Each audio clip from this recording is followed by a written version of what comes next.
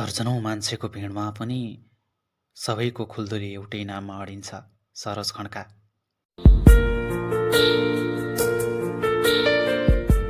अछाम घर भएका सरोज खड्का अहिले हाल धनगढीमा बस्छन्।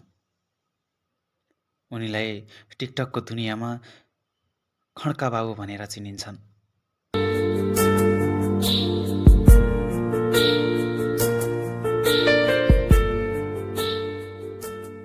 सरल बोली, साँचो भावना भएका, वास्तविक जीवनको सङ्घर्ष देखाउने उनको शैलीले धेरैको मन छोएको छ।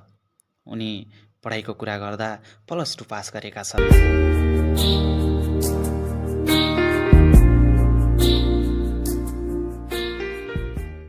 सानै उमेरमा अन्तर्जातीय विवाह गर्ने निर्णय सरोजको जीवनको सबैभन्दा ठुलो मोड बन्यो।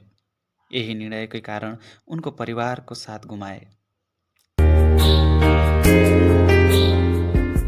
तर आफ्नो निर्णयप्रति कहिले पछुताएन। सानैमा बाबा बन्नु सजिलो कुरा होइन। जिम्मेवारी, अभाव र समाजको नजर सबै एकैचोटि उनकै काँधमा आयो।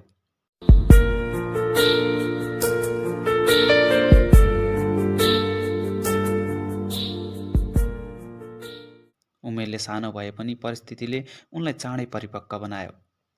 अनुहारमा हल्का मुस्कान देखिए पनि भित्री रूपमा जिम्मेवारीको भार स्पष्ट झल्किन्थ्यो।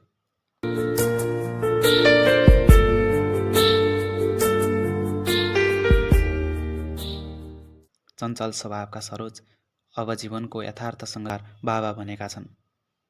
आज सरोजको संसार एउटै छोरी वरिपरि घुम्छ। उसकै भविष्य, उसकै मुस्कान, खुसी नै सबैभन्दा ठुलो सपना हो।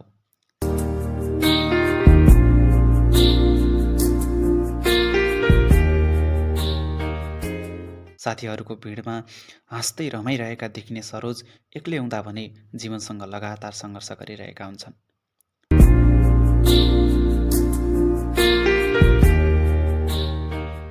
खड्का बाबु आज केवल टिकटकको नाम होइनन्, उनी सङ्घर्ष, जिम्मेवारी र नहार्ने बाबुको परिचय बनेका छन्।